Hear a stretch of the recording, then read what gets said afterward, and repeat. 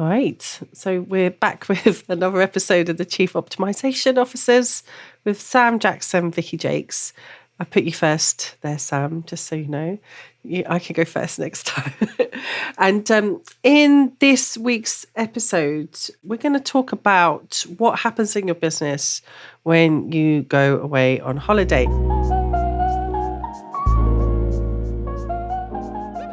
It's a really interesting topic because we've been talking so much in these past episodes about how to optimize our businesses so they can run on automation, they can run without us, that they can grow. But if you have to stop and move away from your business as a solopreneur or, the sole owner or, you're the boss of maybe just a small team, how do you maintain that drive forward when you take time away from your business? So we'll talk about our kind of ideas around that. And obviously we'll be bringing in thoughts and suggestions about automations, optimization ideas, and of course our pet topic of the day, how to bring in AI to help out with that as well. If you love what we're talking about, don't forget to subscribe to the Chief Optimisation Officers via your favourite podcast player. And we're also over on YouTube as well, where you can subscribe to us too. Yeah, for sure. We've a bit of a reward, haven't we, for anyone that makes it all the way through to the end for our special club.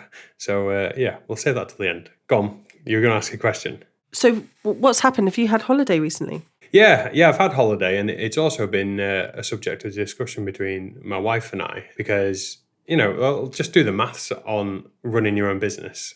So previously, in a previous life, I've had contract type work, which is just paid by the week. And so when you start doing the maths, you say, okay, well, I'm going to take 5-6 weeks off a year. That's fine. They're non-revenue weeks and you can't bill a client for doing some work. Not a problem. But then when you say, well, if you're taking a normal 5 or 6 weeks, so employed people usually take 30 odd days, 35 to 40 days off a year. 5.6 weeks. 5.6 weeks in the UK. Yes. So then if you've got kids, like we've both got kids, you then say, well, how long are they off for? And they're off for like 12 or 13 weeks a year. And it leaves you with this dilemma as parents, is you're going, well, even if we don't take any time off together as like a couple looking after your kids, how do you cover all this holiday time that the child is off? And you want to spend as much time as possible. And I had the conversation with my wife, which is like, look, I can take as much time off as we need, but that impacts revenue. And the businesses, I'm really fortunate, my business is in a great place that I probably could scale down to working 3 months a year and we would be okay. But I'm not. I'm trying to grow the business and I'm like actively pursuing new clients and all the rest of it. But, we've got a baby on the way and all these things are discussions we're having. Now, this is just to frame the problem. I'm sure people can relate to it, but just to really give the context here, like we're now having these conversations where I'm saying, well, do I throttle back? Like it's okay if I don't do any like revenue generating activity. Like I do product type stuff. So, okay, well, the product won't change in that time. Well, that's okay. I can delegate bits of product development, but we're not going to ship anything. And that's the start and the finish of these projects is where I come in. So that's just not going to happen, and that's okay. But then there's all these other activities which you want to be ongoing all the time, specifically in like marketing and customer engagement and support as well. Like I'm, again, lucky that I don't need one-to-one contact with my clients all the time. It can happen on a monthly, quarterly basis. Accounts can happen on that frequency, but there's a whole load of activities that can't happen. And specifically where I noticed it was on Twitter. Like I'm trying to grow an audience over on Twitter. And last week when my son was off, I was a bit ill. I've been moving offices, got all this like life stuff going on. Nothing happened because, well, some scheduled content went out, but I couldn't chat to anyone. I couldn't get in the DMs. I couldn't email back and forth. So yeah, that's the pain point. I mean, do you relate? When was the last time you took a holiday? Well, I told you about this offline and I couldn't answer. Yeah, we did have a chat. Yeah, I couldn't answer this. I really struggled to remember. It was half term last week for me. I've got kids based in the UK as well. I didn't take time off. Christmas, I had the Christmas weekend off. Last year, I went camping between a Wednesday and a Monday. Didn't you see family over Christmas and take your laptop with you? Do I remember that right? Yeah.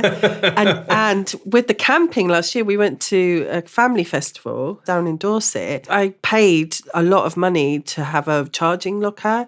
And then there I was on the Saturday night having to fix a client issue because people couldn't do it over the weekend. So I didn't really have time off. The last time I had like a week away was 2 or 3 years ago. I want to say 2. Do you think a bit of that was down to COVID? Because COVID's really shaken up the way that we do things. Yeah, I feel like I have workaholic tendencies anyway, and so it's really fine for me to work a lot, and I'm really happy. Like it's the reason why I do what I do. Like I've turned all my hobbies into work, all my fun interests into work. So if I'm working like 12, 14-hour days, that's really okay for me. There's parts of my work that I find incredibly enriching and inspirational, right? I think when it's high intensity time, I have to remember to step away and make sure I sleep and go and rest and recharge and everything. But I'm okay with not, taking days off and, things like that. I always found with holiday anyway that I was much better when I was going away doing an activity. I'm not very good at laying down on a beach and things like that. But I have created a business for myself over the past 5 years that I feel needs me to kind of check in, or I haven't set the right boundaries to allow myself to kind of step away. And that's only, and I think that's sort of worth noting is that, when you work in social, when you work online, quite often because the needs of that, i.e. posting on Twitter when an event happens, well, that event's at 11 o'clock at night. What's your comment? What's your take? It's really important to be present and around. And the kind of fear of missing out in terms of progressing my business has always been quite important. Obviously, I'm running ads now for clients as well. And, we're spending a lot of money every day for our clients. And, if someone got hacked, God forbid, or, there was an anomaly or something went wrong and, we haven't cast our eye over it, 24 hours is a really long time in the kind of media spend world as well. So I just, being on my own for, the past few years, only recently running a team again, has meant I don't think I've got out the habit of checking in every single day.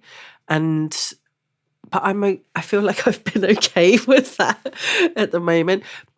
The FOMO of going on holiday is I don't know anything else. I've got little babies and a business. That's just been everything. And the thought of having to prep for a week away, that would take months. And, I feel like that's definitely something worth kind of mulling over here, because how do we step away from our businesses for a short period of time? How do we remove ourselves from the center, and why aren't we doing it? More importantly. I think when you were talking then about, well, I actually really enjoy what I do. You said this, you said, we're working a 14-hour day. Like there's parts of that you are fun and you said enriching. And I totally resonate with that, because it comes down to, well, what are you optimizing for? Because when you're an entrepreneur, which is the category we can lump ourselves into, and probably a lot of the listeners, you're not someone that's clocking in 9 to 5 just to earn the money and then fun happens outside of 9 to 5. It's like, no, me as a person, I create stuff, I try and make the world as I see it a better place, and so it's no longer a chore necessarily to turn up and do these things, and it becomes a question of, well, on this spectrum of fun, like obviously bands and like a lot of the work that we do, and by work, stuff we get paid for, revenue generating activity, let's call it that, is really enjoyable. But then there is other stuff on that spectrum, like we both identify having a family, having kids, like that's very high for us. And maybe we're just dull and boring, and our fun activities, like we don't do base jumping and skydiving. But I don't know. Like, I used to. No, Sam, by the way, just to interject. You used to do base jumping? No. But I used to be fun with my travel. Like even had a travel blog. I used to have a YouTube channel that was fairly popular doing travel stuff. What was it called? Way Out Far, we called it. We did a lot of traveling before the babies came, and we used to do interesting traveling as well. just to know, like when I go in for something, I really go in for something.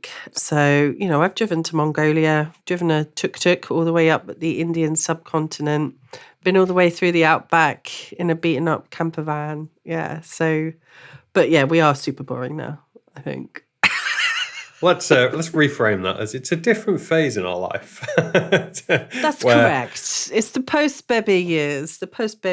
What I was going to ask, right, is your week away last week, do you think that dip in showing up online every day is actually going to affect your business? Yes, is the short answer. Because I know if I don't do lead gen, right, if I have a small break from lead generation, it doesn't happen now, doesn't happen in 2 weeks, but usually about 2-3 months in the future, I'll see a gap in interest. That's just a pattern that I've seen reoccurring. Do you kind of see that yourself? Yeah, it doesn't impact the revenue of my business. It impacts growth of warm leads, basically. So it's just very specifically, at the moment, like I said, I'm going hard on Twitter and I use some software called Blackmagic, which does some extrapolation of all the activity you've been doing to project forward what your growth will be. And you can see quite clearly, you don't do the activity, you flatline growth for a bit, and by growth, that's follow account, and then I can see that over on email signups to the newsletter, and I can see it in all the other leading measures like the number of inbound DMs, the number of people that say, "Hey, will you come and chat to my audience about whatever?" That drops off.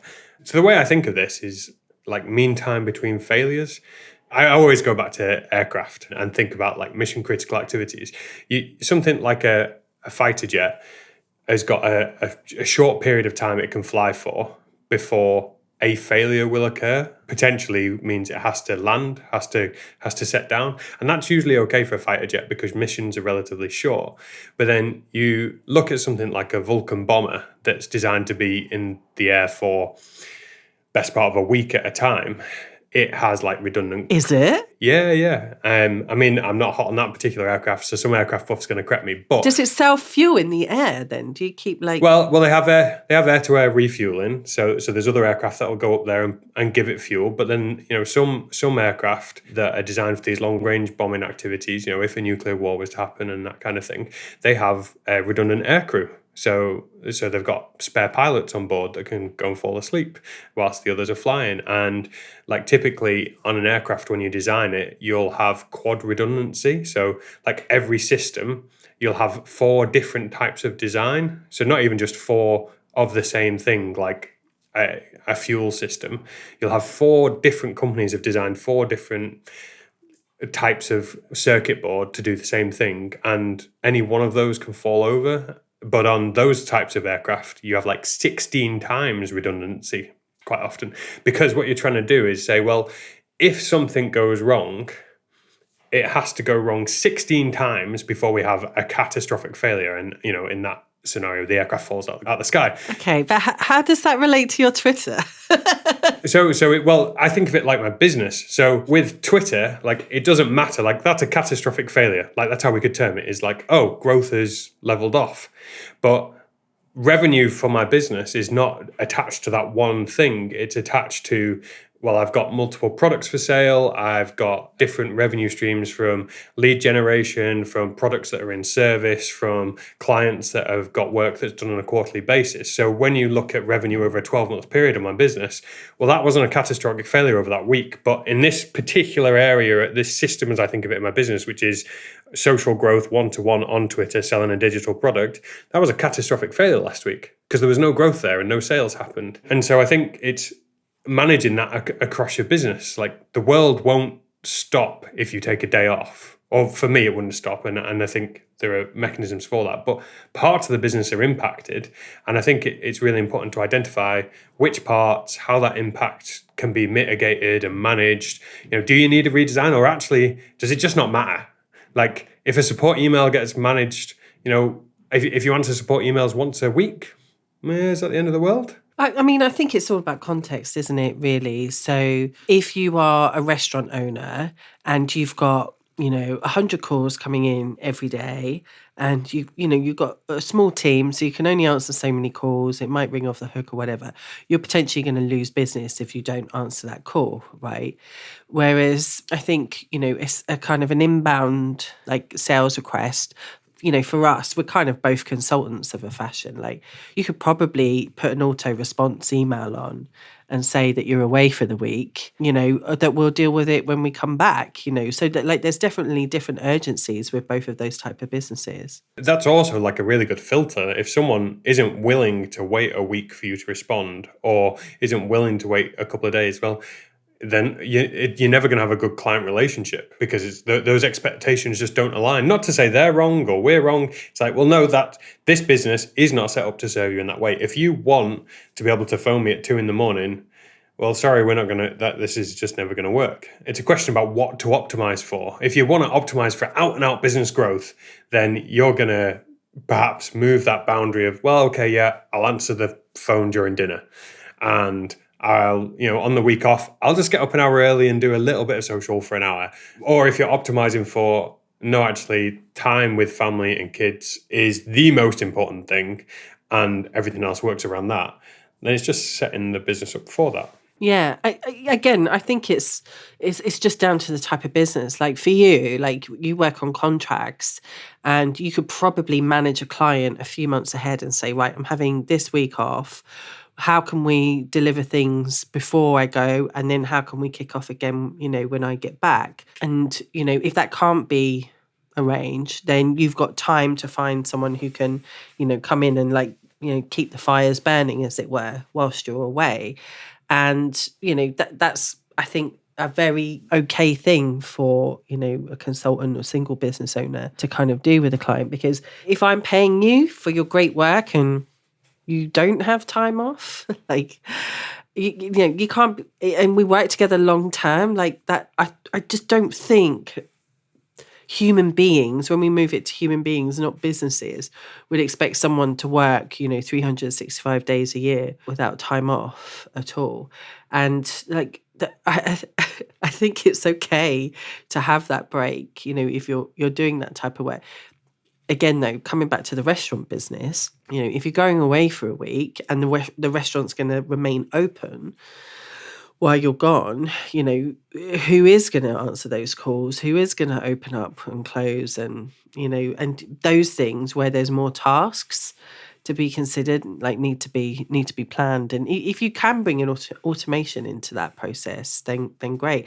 Like for you, with your week off on Twitter, that's just a matter of planning in advance, writing tweets and then scheduling them for while you're away, right? And then you don't lose that momentum. No, I think it was a bit more than that, actually. So I agree with you totally.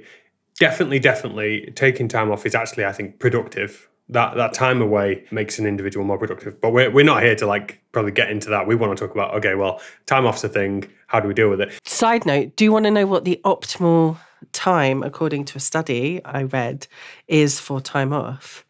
Well, what do you think it would be? What's the optimal length for a holiday if you want to feel refreshed? This is the average person. Yeah, just the average person, yeah. Because I don't think entrepreneurs are average. Optimal, probably 1 week in every 5 or 6. Probably about double what is normal. Yeah, well, I've got a study here. It's a genuine study, but I won't go into the details of it. There was a study in Europe, so looking at Europeans, that found that the health and well-being benefits peaked on the 8th day. So you need at least 8 days in order to feel the benefit. Oh, okay. Cumulative time off. So we're not talking about like 4-day work weeks and things, because again, it comes down to what you're optimizing for. If you're optimizing for like people being well, probably work's a pretty bad thing to do. Like you probably just want a little bit of purpose. But if you're optimizing and say, well, you have to work and you need to make enough money to, support yourself, it's all fine. Just going back to the Twitter thing. So I'm actually, after this podcast, I'm on a call with the Ship 30 guys. I don't know if you've come across them, Dickie Bush and Cole, prolific writers. And I'm in their captain's writing group and really trying to nail this Twitter presence and writing online. I'm trying to get better at it. And it's the question I've asked is because I schedule all my content. I batch content, I write it up. Like I'm all about the batching and the systemization of producing content. I have like a content strategy. I have tweets that I'm testing. It's behind the scenes. It's all very thought out. It might look like a mess online, but that's down to my skills, not the fact that there isn't a system there. Now, what I noticed and the question I asked those guys was, well, it's fine to put content out there, but actually, as I said the other week, I saw about a 1-to-1 correlation between every reply you make on Twitter and you follow account. So every reply on someone else's content got about 1,000 impressions and got you an extra follow. But the thing that I didn't measure and the thing I'd really like to understand is how much that improves the algorithm or impacts the algorithm to then show your stuff to like boost the visibility of your stuff. Because I've got to imagine that the social media platforms want to reward you for being present and omnipresent across everyone's content, not just your own. So the stuff I scheduled last week, maybe like I've got this bias because I wasn't on every day and so I wasn't looking at the numbers every day, but completely subjectively, so not quantitatively, I can't give you the numbers on it. My content last week that went out scheduled didn't get as much engagement. I did notice that, like I sent you a few bits of feedback we got on the podcast, like a few people did, and that's a lot of what I tweet about. I tweet about this podcast. That got engagement. So I don't know. I need to look at the numbers on it. Well, okay. I mean, I'm privy to over 24 ad accounts at the moment that we're managing. We're sort of smallish at the Social Ad Squad, and I get to see what the reach is for the ads and for a lot of social posts as well. And reach in the UK was down last week. And my theory, as I was discussing with a client, is because people were on half term. So the very thing that you took time off for last week, and also in America, they had a holiday as well. I'm very bad on American holidays, but I'm pretty sure they had one last week as well. That's interesting. Yeah. Because you notice that every weekend, your content dies. Wait, no, but not if you're a travel brand or not if you're like a certain apparel clothing brand. Like, it doesn't just like if you're B2B in your space, 100%, yeah, leave it, put it down for the weekend because that's what everyone else in your space is doing. But it really depends on the sector and kind of where you're coming from. So, there's lots of layers here to kind of being seen. The other thing that I'd challenge you about with the algorithms as well, we don't know how they've been built. Like, so we can only like reverse engineer and backwards hack and, make assumptions, right? But one of the commonly held assumptions that we have about Instagram, for example, is that when you leave Instagram for 1 to 2 weeks and come back, the first post that you come back will have more reach than your last 5. Right, because they reward you for coming back. Like they're like, oh, so Sam's back, we'll show you. So in a way, it's kind of like, do you maintain that effort for the week while you're on holiday in the hope that you kind of don't lose momentum? Or is it okay to have that week away? Should you bake that in and make it a feature rather than a bug? Absolutely. And I know several online coachy types, in the sort of marketing space who do that every summer. They're like, right, Shah Wasman does it. She goes to Jamaica every summer. Says, bye, that's all I'm doing. And you'll get the occasional story, of her in a bikini having fun and stuff. But like they've definitely baked it in. And some, really call on the mental health benefits and say, right, I'm giving my phone to my assistant for the next 2 months. I'll be back to post after then, I just think it kind of comes back to like the sort of point before is that, it's a basic human right to have some holiday. Oh yeah, you definitely should be doing it. I don't think it's a question of whether you shouldn't be doing it. It's how do you do it? And we're capitalists, we're raging capitalists. How do you do it and maintain sales and cash flow and revenue and business growth? But you could schedule content so you're visible, right, while you're gone in your case, but it's just the kind of the engagement. And the thing is, right, at the moment, I think generative AI tools are still too rudimentary to do meaningful engagement. There's a tool I found online when I was looking at the restaurant industry problem, and it's called Benson AI, and it is a phone answering system that solves the issue I was talking about earlier. So you ring up and its product is called Greet, and it will answer, and you ask it a question, and then it will put you, through like some rudimentary questions, and then put you through to the relevant thing depending on what you need. So they don't lose people looking to ring the restaurant and go across to the other restaurant on the side of the street, for example. They can answer opening hours questions or whether they've got a reservation for that night, that type of thing. And, allow the staff to kind of answer less calls potentially in that time. But when you hear it, it definitely still sounds like slightly robotic, I think. We spoke about this a little before. We should switch gears into this. So you're taking time off. How can generative AI, automation, maybe outsourcing, how can you use that to substitute in for yourself? Because I think I probably lean more towards let the robots deal with it. The market will decide. If you can do it cheaper, just fine, it's clunky, but just do it. Whereas you're a bit like, and I think I would agree, but it makes for a more interesting dynamic. You're a bit more listen to it, right? Hopefully, Welcome back to Papa Pizzas. How can I help you? Hi, I'd like to place an order. Okay, I've texted you a link to our online ordering menu. Just tap on the link to start your order. Can I help you with anything else? No, that's it. Okay, have a good day. Have a good day. I feel like that sounded like one of those recorded answering machine call center things from the sort of 90s still. But what was worse is the customer who was going, oh yeah, that's great, would actually go, will you go away? Yeah, if we get any inkling that we're talking to a robot, as Brits, right, I can't speak for our American friends. I use every swear word under the sun. If they're holding me in a queue for longer than necessary, and you're trying to put especially with a robot. Yeah, you're trying to put your AI chat at me, I'm gonna be a little bit disgruntled, let's just say. So, well, do you know, it makes me laugh because I defend Alexa regularly to my spouse and to my family because I'm like, Alexa's. It's a person. Give her a break. Stop being so rude. She's trying to help you. And it's the same. We've got a robot Hoover. My wife gets really angry at it for being noisy, and I'm like, do you understand what's going on here? You don't have to do the work now because that robot's doing it. I imagine this is going to be a movement one day, robot lives.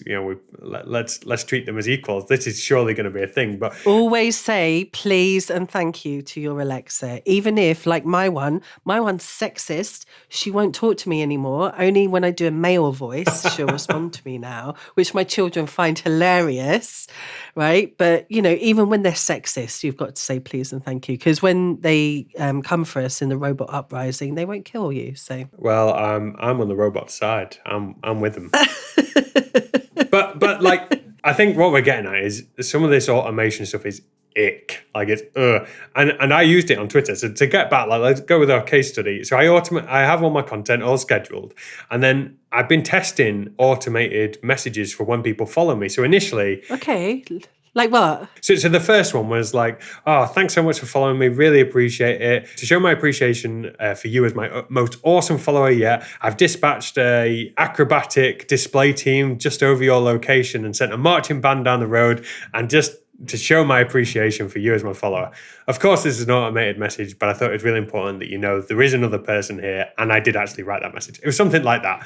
And some people were like, ugh, that's horrible. Most of the response, and I did the data on it because I asked in a group that I'm in, Generalist World, I said, hey guys, what do people think of this? And everyone was like, that's so disgusting, horrible, don't like it. The sentiment was so negative. But I was like, but my data shows that it was around 80% of people that get that message, laugh or say that as automated messages go, really appreciate that. And it also, for me, it sparked an interaction. And I think out of 200 followers or something that got that message, I only got one person that was like, well, you're blocked. I was like, well, okay, fair enough. We're never going to vibe, so that's okay. And so, and I've since, I've retried it, I've rehashed it to say, hey, it's Sam Bot here. I wrote this automated message because I miss people following me, and I want to just use my pleases and thank yous and say thank you for following me. If you would like to have a one-to-one chat, go here and you can book a Zoom with me. That so far has gone down worse than the funny one. So But that's automation. Yeah, it's just because you called yourself Sambot, I think.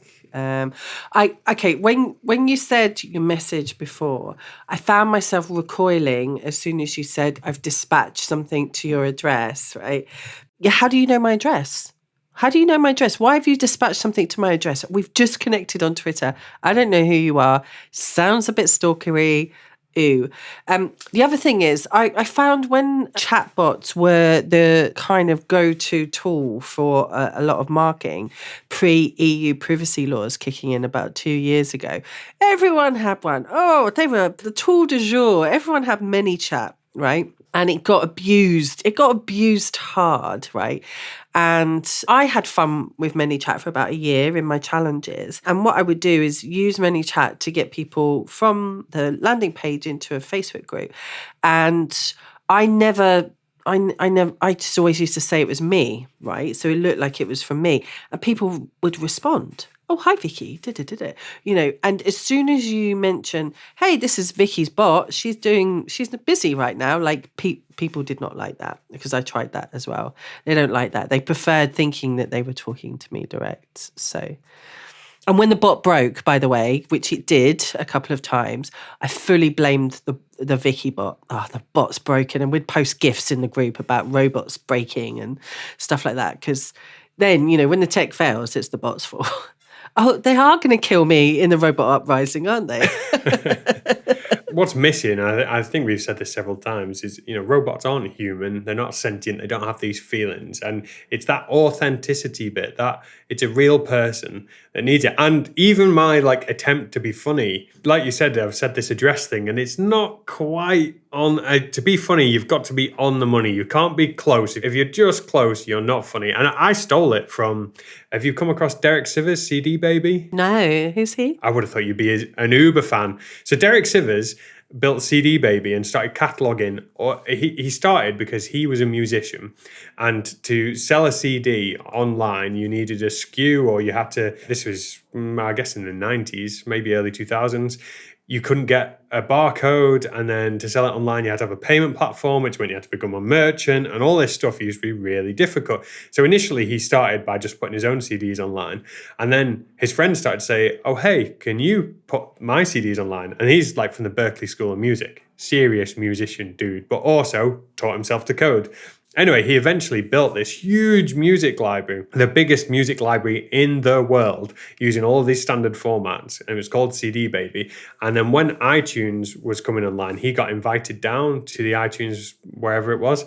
And they were saying, we want you to put all your music online. And he was saying, well, we're probably not going to make any money out of this, but it'd be a really good thing for all these musicians. So I'll do it. Hey, Apple, please, can you, I'm going off on a tangent here, but it's a good story. Please, can you take all these files in this standard industry format? I can give you it in data format, in a lookup table that you can use.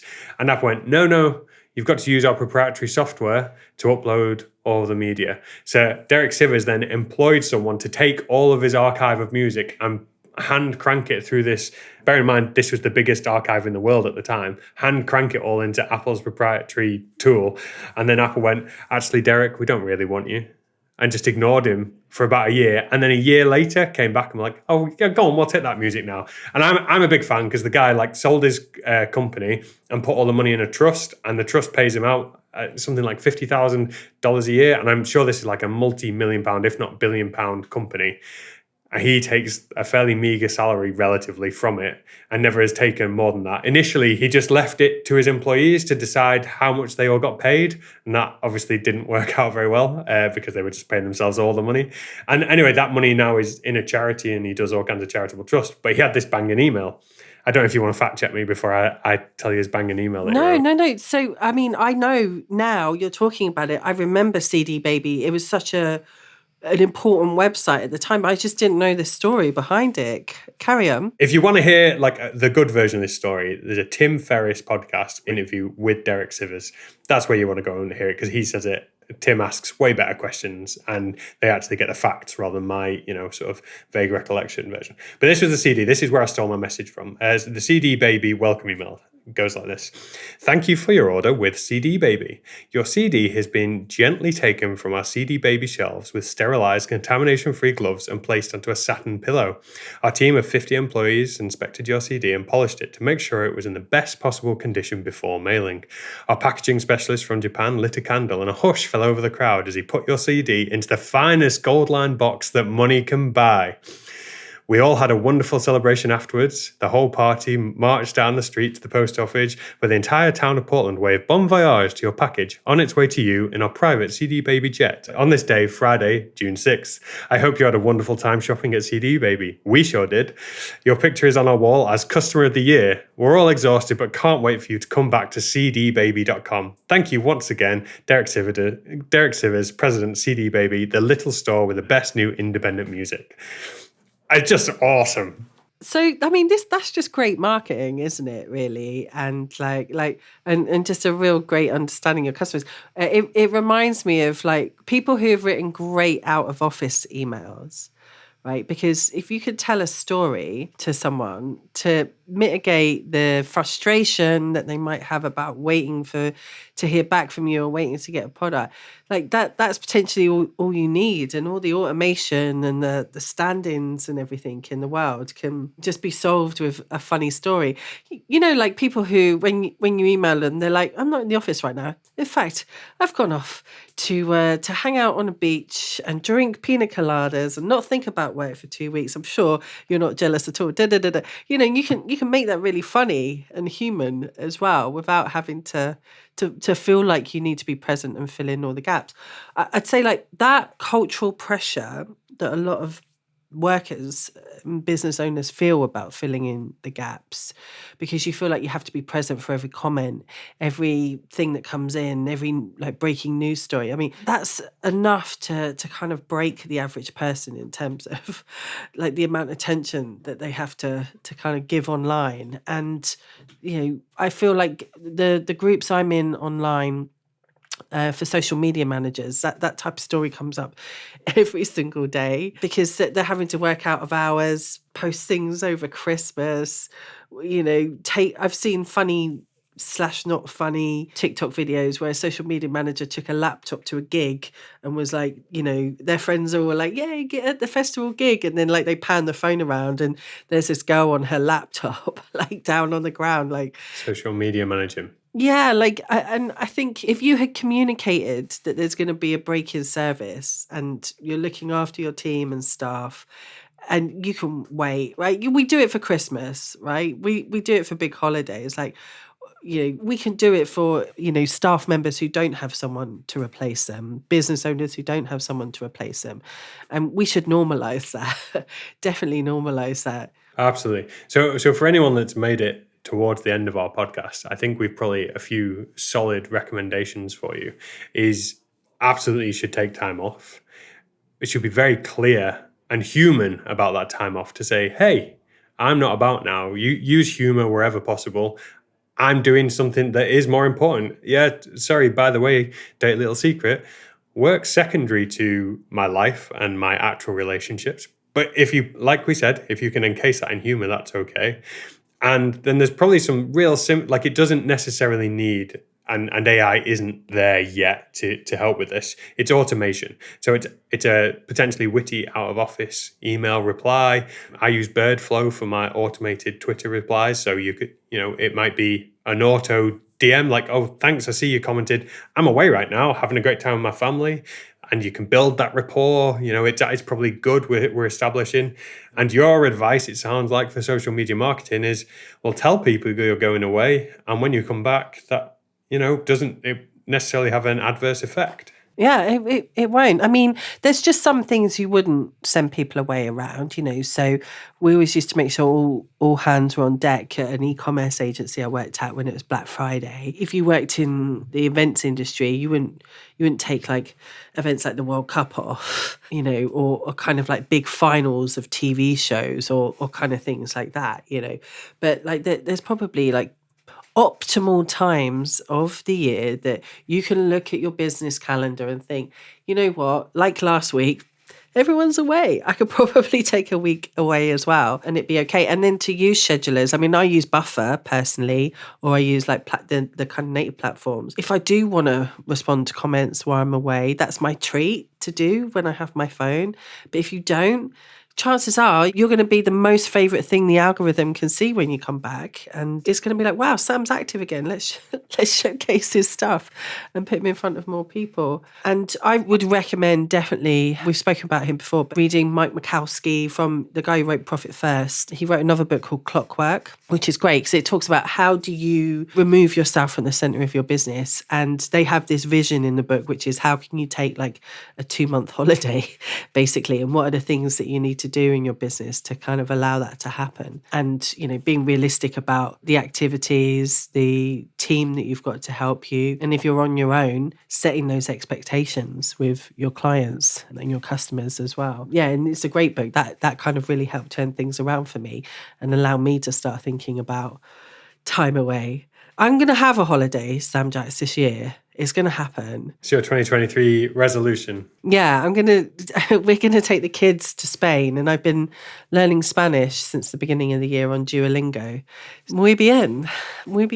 Disculpe, muy bien. Muy bien. Yeah, how about you? Are you going to take some time off, some proper time off? Oh, yeah. When the baby arrives, I'm taking 6 weeks out. That's not time off, babes. Babes, that's not time off. You say that. There'll be six weeks then when the baby arrives, and then I've got about that again planned throughout the year. So about 12 weeks, and I'd like to get to the point where I was off all the time my son was out of school, plus 2 or 3 weeks for other activities, for stuff. That's where I'd like to be optimally. But I'm kind of like you. I love what I do. Like I never, ever, ever, ever get up of a morning and go, I wish I wasn't going into the office today. And if I do have those days, you know, most of the time I'm quite lucky that I can go, well, I'm not going to go in then. So yeah, well, that's why we're in business, right? You know, this shouldn't feel like a job where you're going to get told off if you don't do the things that you're doing. You do get, like when you're your own boss, you do get to kind of set those rules for yourself as well.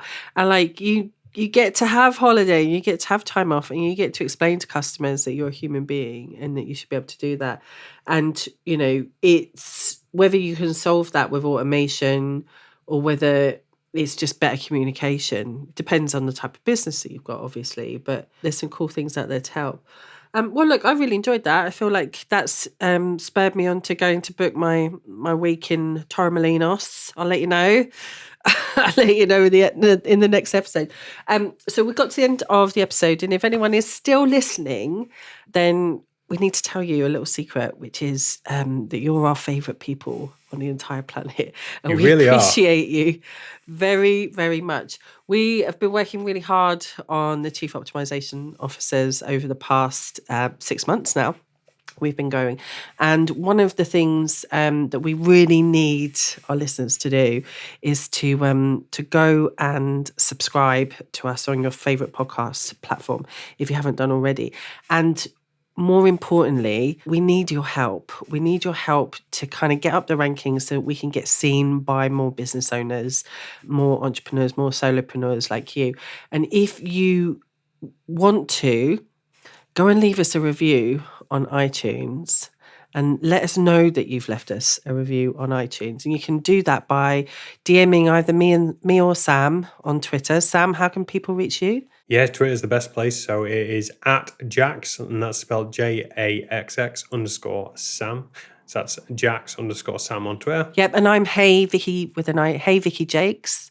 If you can come and DM us and tell us you've done that, then we'll get into a chat with you about your business optimization and give you some advice. How do you feel about that, Sam? Should we get into the DMs with people? Well, I'd really like to, because ultimately that's where great product comes from. So, you know, the first really how that works is if people get in touch, we'll want to give you all the value we can, because chances are that you're one of 10 or 100 people with the same problem. So you'll get us solving your problem for free because we want to understand that problem. We have a commercial interest, and I wouldn't hide that. come and have a no obligation chat with us. Sam's got his engineer hat on, obviously, so you're going to get like the best of kind of process chat. And I'm obviously all about online marketing. So we'd love to hear from you. But in order to do that, you've got to show us that you've done some type of review on iTunes. Because when you put reviews on iTunes, it hacks their algorithm and sends us up the rankings in the podcast chart. And if we can do that, at the moment, Sam, we are in the top 150 podcasts in entrepreneurship in the Lebanon. Wow. I know, steady on. We're doing pretty well in the Lebanon. I actually know who the Lebanese listeners are because I posted on Facebook. I went, geez, because I think in Lebanon we're actually in top 20 or so. I thought we have been. We have been. Okay. And they got in touch and were like, yeah, it's us. Like we chat regularly. I was like, oh, I didn't know you're in Lebanon. So yeah, if we can get up the charts in the UK, then we can reach more people, help more people, and that's why we do what we do. So like I said, we love you. Thank you so much for listening to the end of the episode as well. And if you have, come and take us up on this free opportunity to come chat and kind of pick our brains about your own business optimization and your marketing at the moment. Awesome. Until next time. See you later.